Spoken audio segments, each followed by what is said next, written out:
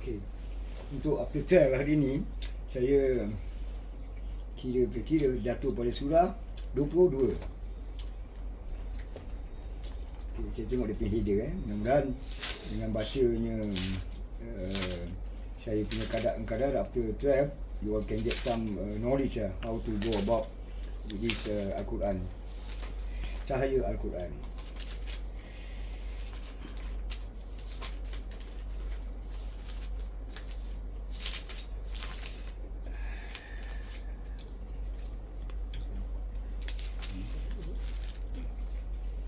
Okay, surah Al-Hajj ayat 24. Betul kan? Yes.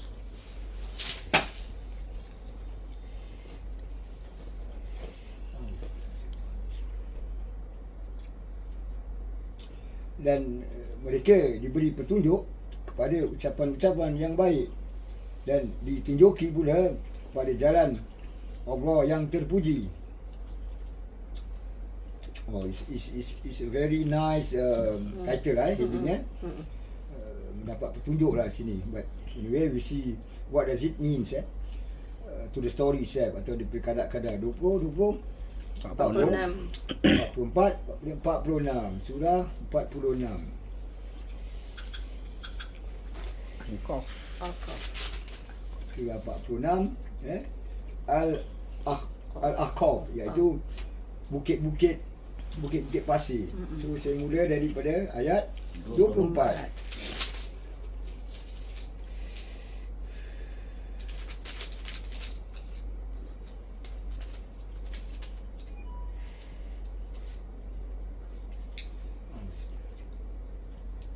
Maka tatkala mereka melihat azab itu berupa awan yang menuju, I think we have read this kan, tentang musuh saja, betul tak?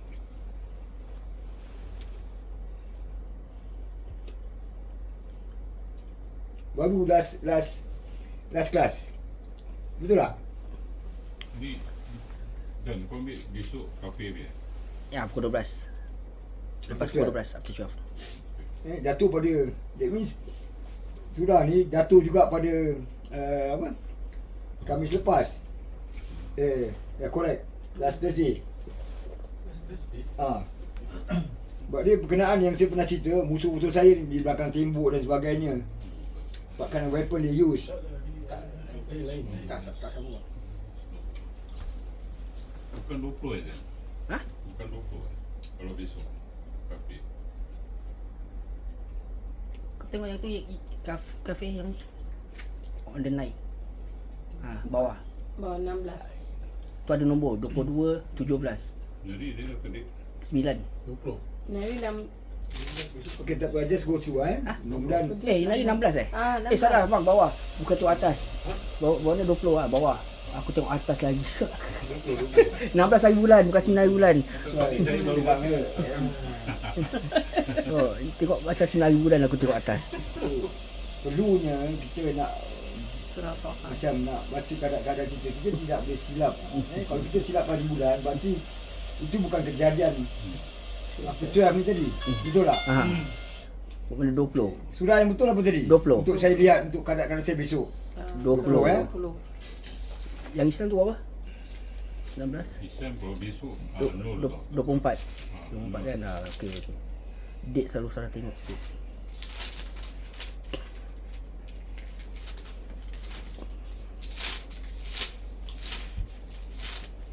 Surah Taha.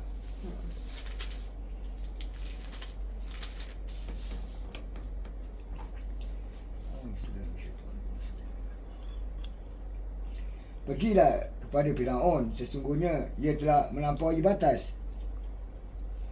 Ni nak pergi jumpa Firaun pula. Itu betul dia kan.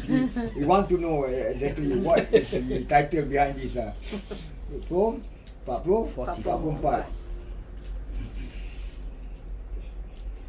Aduhan.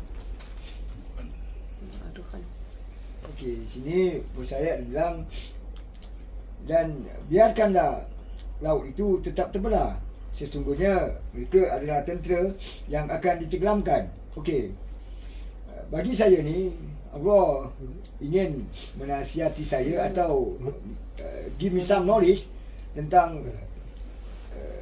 saya faham lah keadaan diri saya untuk apa yang kena betul ni. Jadi dia biarkanlah laut itu tetap terbelah. So whatever I'm doing, apa yang saya lakukan untuk defend diri saya daripada musuh-musuh yang menembak saya ni, saya bilang teruskan. Do not macam kalau satu hari lah insya-Allah saya akan tunjukkan bilik saya macam mana saya tangkap diorang punya micron wave gun ni tadi. Jadi di sini Allah menasihati saya keep on protecting myself inside my room from this diorang punya weapon ni tadi. Maka itu dia bilang biarkanlah laut itu tetap terbelah. Sesungguhnya mereka adalah tentera yang akan ditenggelamkan. Alangkah banyaknya taman dan mata air yang mereka tinggalkan, dan kebun-kebun serta tempat-tempat yang indah-indah dan kesenangan-kesenangan yang mereka menikmatinya. Demikianlah, dan kami bariskan semua itu kepada kaum yang lain.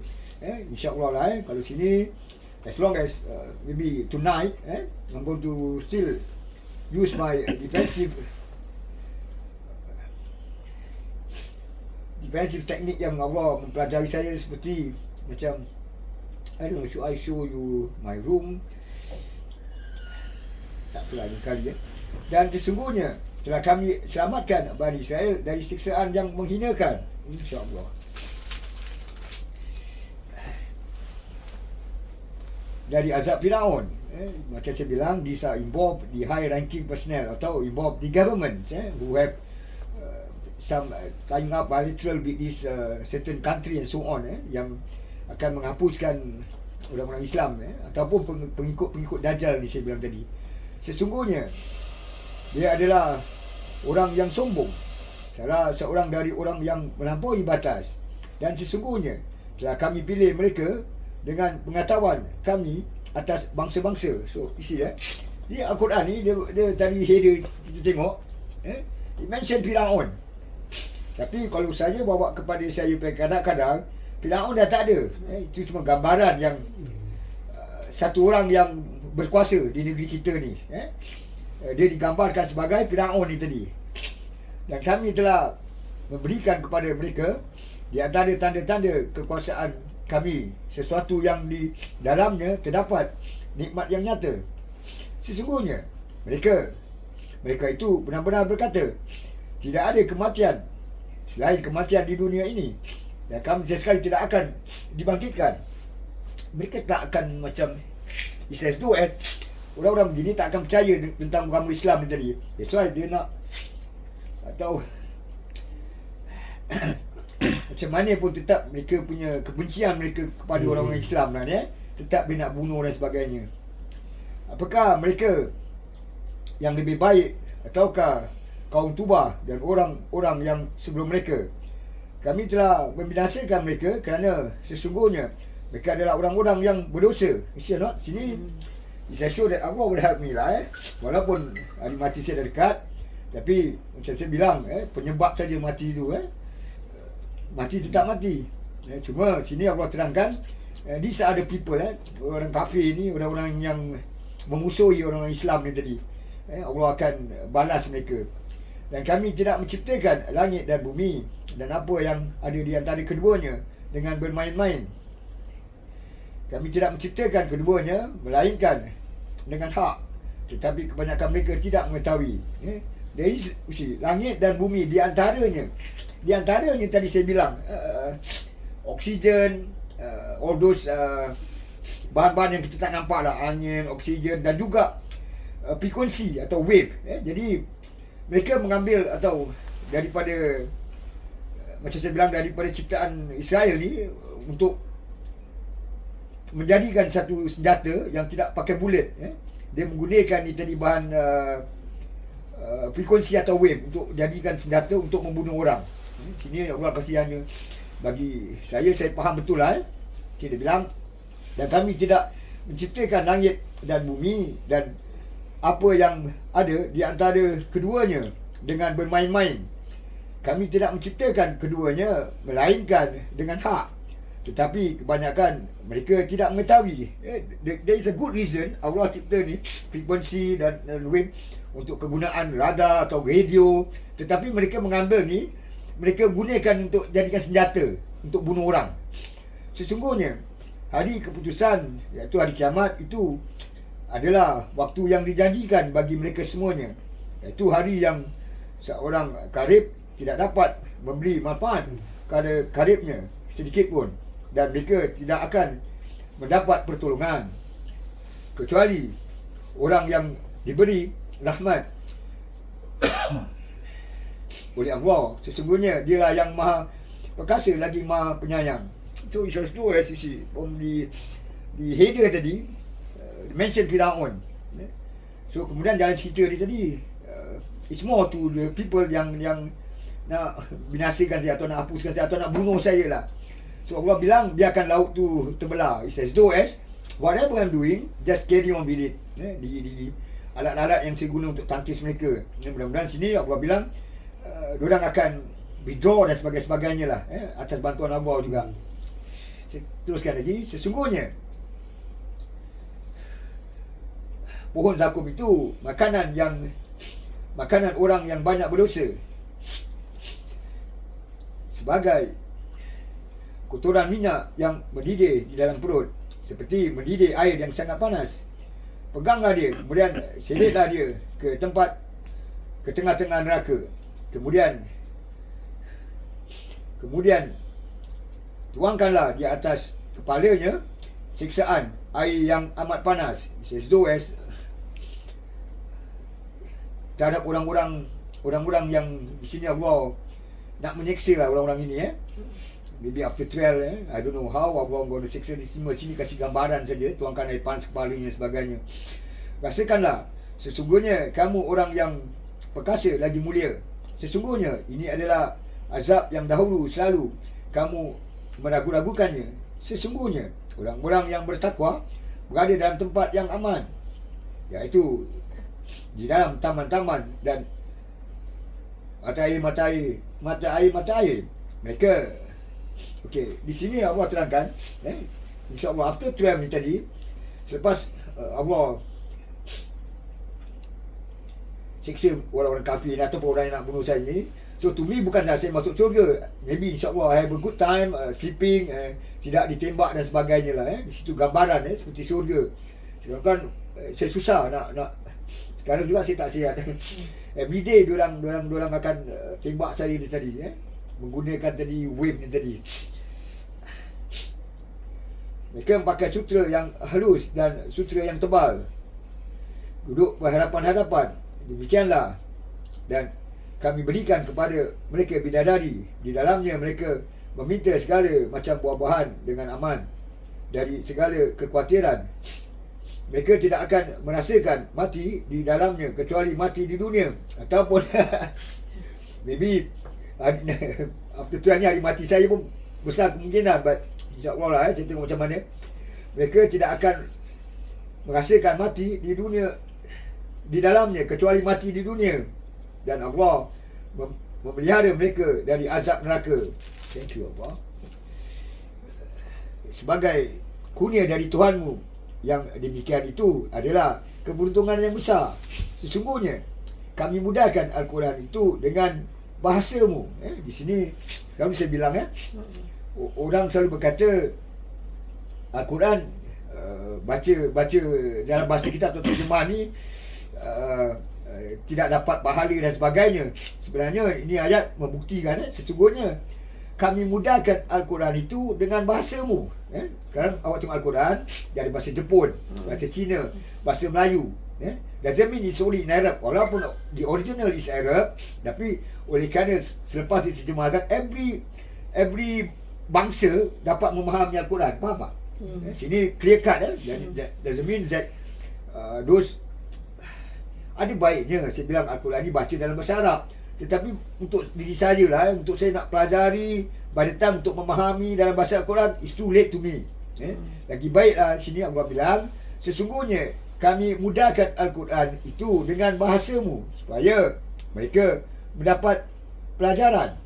Maka tunggulah, sesungguhnya mereka itu menunggu pula. Sini kelekat lah. It's nothing wrong kita baca Al-Quran dalam bahasa kita. Cuma saya tak pernah kejarkan kepala dan saya lebih mudah saya faham. So saya tahu apa yang kalam Allah ni ataupun apa yang Allah nak bicara dengan saya, terutama bila saya bawa cahaya Al-Quran ni atau kod ni tadi.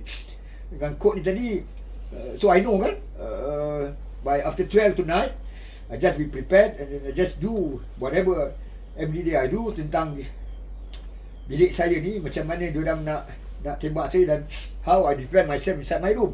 So situ Allah menasihat, just keep on carry on with all your protection. Mudah-mudahan dengan protection ni Allah akan bantu saya untuk mengalahkan mereka dan sebagainya lah. Macam tu hari saya bilang, kan ada satu last week saya ada baca, ada orang tembak saya lah.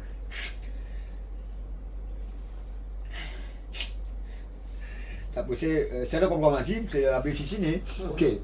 Hari ni saya ada siapkan satu kitab di mana kitab-kitab ni kalian boleh buat rujukan di mana ada salah satu sahabat seperti kitab daripada Kanzal Manan radhiyallahu anhu, dia ada menceritakan tentang orang yang tentang mutasyabihat ataupun tentang orang yang bakal membuka mutasyabihat ini, dan juga dari Imam Ghazali dan juga dari Al-Asy'ari dan juga daripada Syekh Abdul Qadir Al-Jalani. These are the people who in their kitab they wrote down what happened akhir zaman ni, nanti apa yang akan terjadi tentang Al-Quran atau tentang seseorang yang membuka ilmu tauhid ni tadi atau kod ni tadi. Kita boleh tolong baca riwayat dari kitab hadis mengenal cahaya.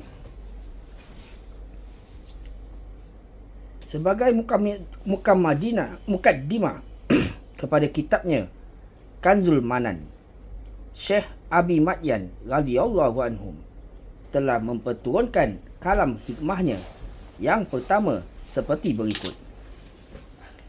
Bermula Al-Quran telah diturunkan dan lagi akan diturunkan.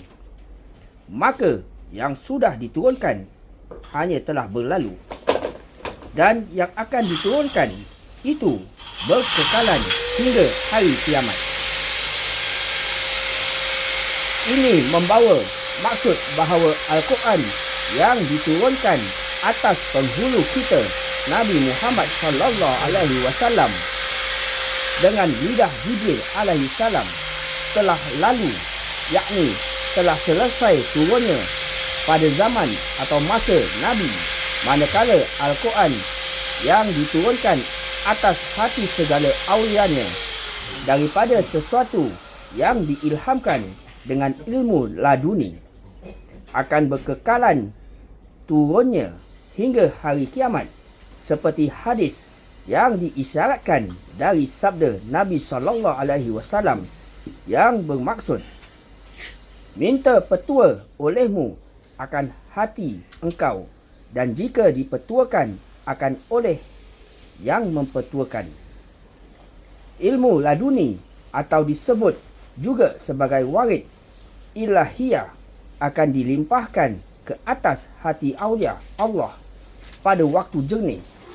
Hati mereka itu dari sebarang kekerohan, penyakit-penyakit hati seperti lalai, cintakan dunia, syak, waham dan syirik jali serta syirik khafi.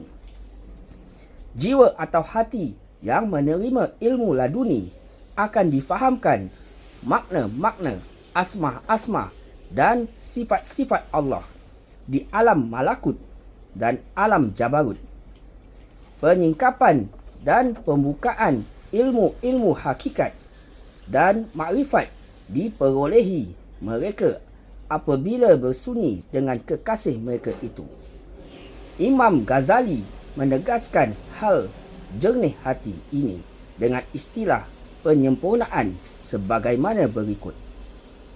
Ketahuilah bahawa ilmu laduni itu adalah penyerapan nur ilham yang terjadi selepas penyempurnaan jiwa sebagaimana firman Allah yang bermaksud demi satu jiwa serta yang menyempurnakannya. Surah Al-Sam ayat 7. Ditanyai orang kepada Sayyidina Ali bin Abu Talib karamallahu wajhah, adakah menentukan kamu oleh Rasulullah sallallahu alaihi wasallam dengan suatu ilmu yang diberikan kepada manusia? Maka jawabnya Sayyidina Ali radhiyallahu anhu, tiada ada pada kami melainkan memahami kami di dalam kitabullah dan barang yang di dalam sohifah, dan tiada di dalam sohifah itu melainkan beberapa masail yang berbilang-bilang jua. Tiada bergantung baginya pengetahuan, hanya sedikit orang yang dapat faham. Dan sesungguhnya kelakuan sekaliannya isi dalam Al-Quran, pada faham di dalam kitab yang diturunkan atas segala hati yang suci daripada akhyar.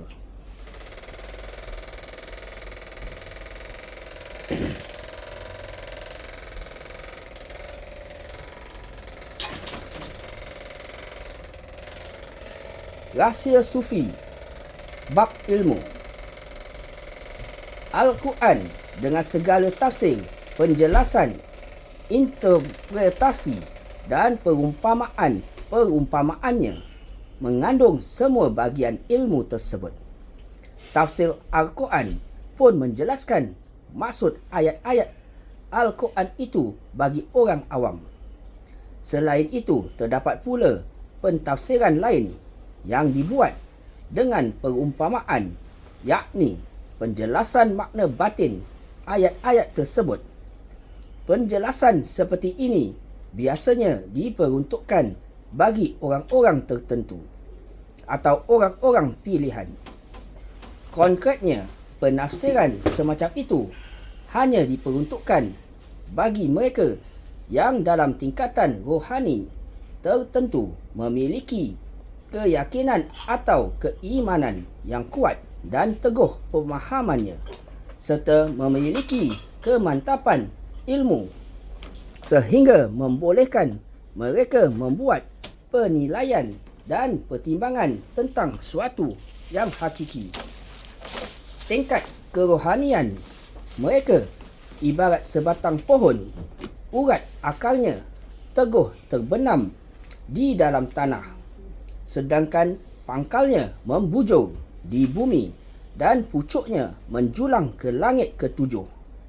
Tidak ada keraguan dalam hati mereka tentang Allah.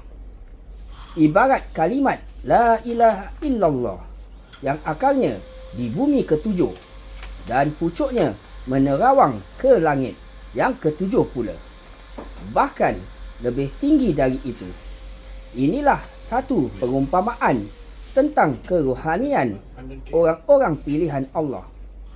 Hanya Allah yang tahu tentang keesaan yang mereka hayati atau tauhid yang tumbuh mengerucut di dalam hati mereka. Firman Allah, Dialah yang menurunkan Alkitab, Al-Quran kepada kamu. Di antara isinya ada ayat-ayat yang mukamat. Itulah pokok-pokok isi Al-Quran dan yang lain ayat-ayat mutasabihat. Adapun orang-orang yang dalam hatinya condong kepada kesesatan, maka mereka mengikuti sebahagian ayat-ayat yang mutasabihat untuk menimbulkan fitnah dan untuk mencari-cari tawilnya. Padahal tidak ada yang mengetahui tawilnya melainkan Allah, dan orang-orang yang mendalam ilmunya berkata, kami beriman kepada ayat-ayat yang mutasabihat. Semuanya itu dari sisi Rabb kami, dan tidak dapat mengambil pelajaran daripadanya melainkan orang-orang yang berakal. Surah Al-Imran ayat 7. Seorang penafsir Al-Quran pernah berkata tentang ayat tersebut, jika pintu ayat itu terbuka, maka semua pintu ilmu rahsia yang ada dalam batin akan terbuka pula.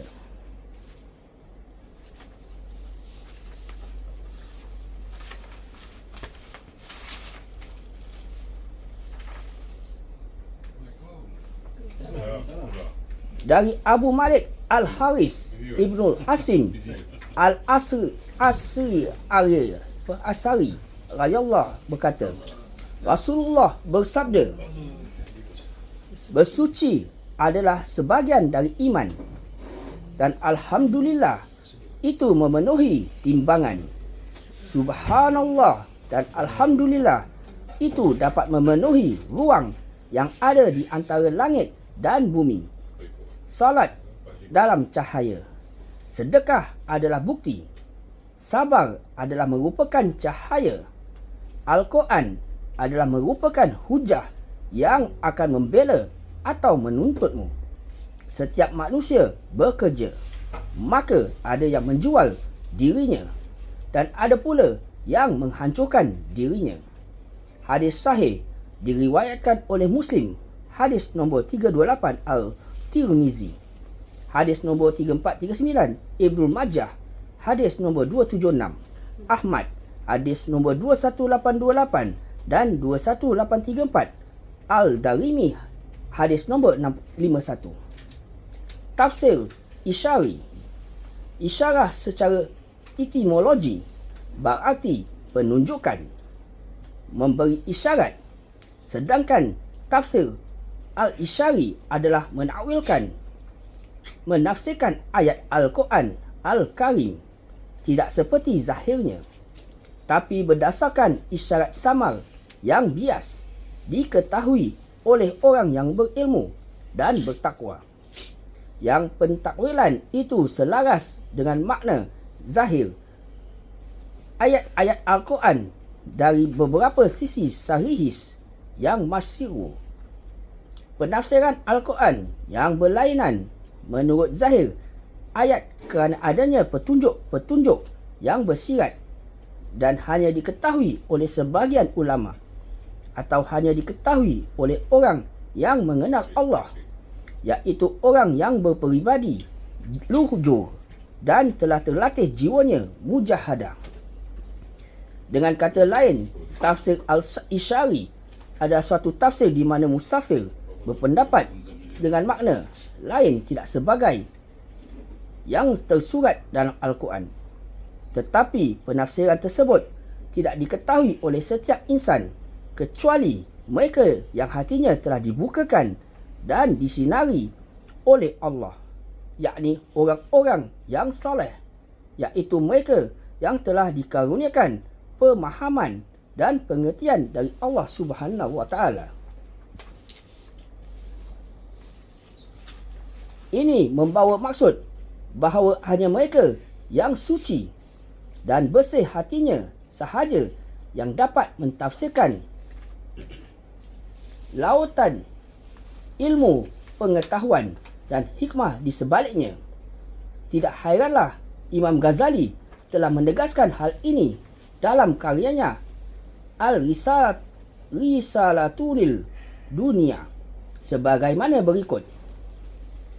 Al-Quran adalah sesuatu yang paling agung dan paling penting dalam agama.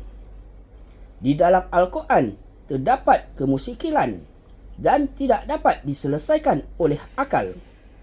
Tiap-tiap orang selain dari orang yang dikurniakan oleh Allah Ta'ala untuk memahami kitabnya.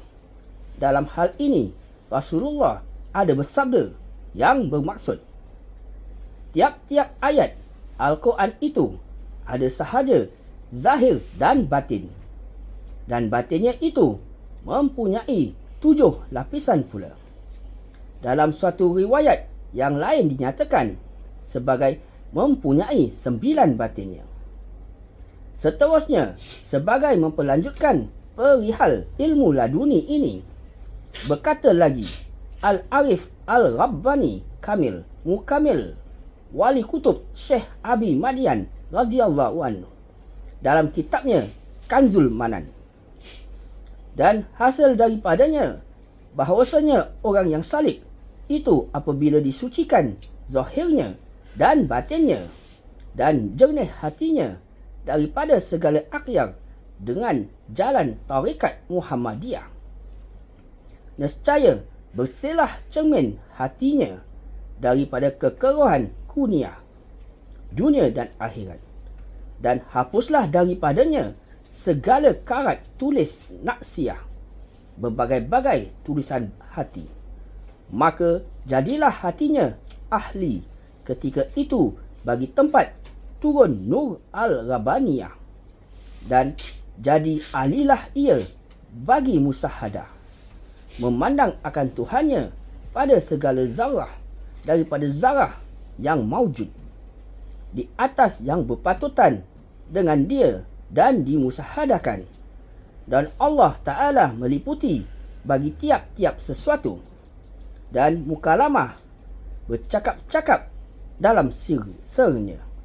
Dengan itu maka fahamlah ia daripada Al-Quran barang rahsia-rahsia yang tiada memahami oleh kebanyakan orang lain, dan turunlah pada hatinya makna asrari, rahsia-rahsia ketuhanan yang ditentukan kepadanya, dan mendapat ia akan hukum Rabbaniyah.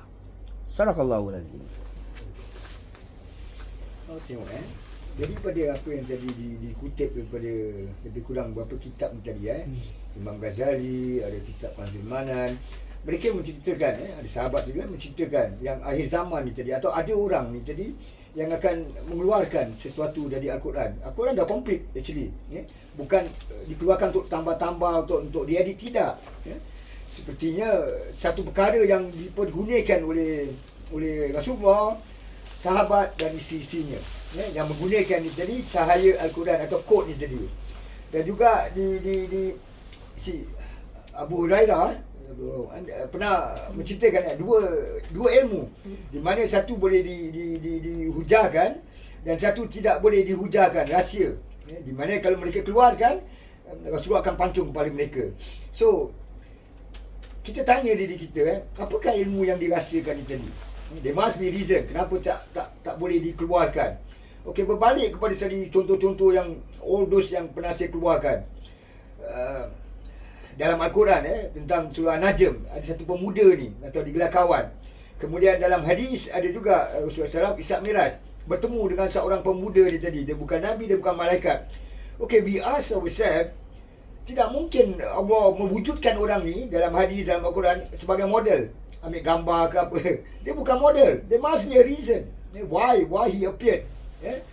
Cuma memang dalam Al-Quran menerangkan tentang kawan ni tadi, and already prove to you dari mana part of Al-Quran, daripada surah Ali Imran, tentang perjanjian dan sebagainya. Dari hadis juga ada lagi satu yang mereka harus bertanya, dan mereka bertanya orang alim ulama sekarang, 99 lembaran dosa sejauh mata memandang.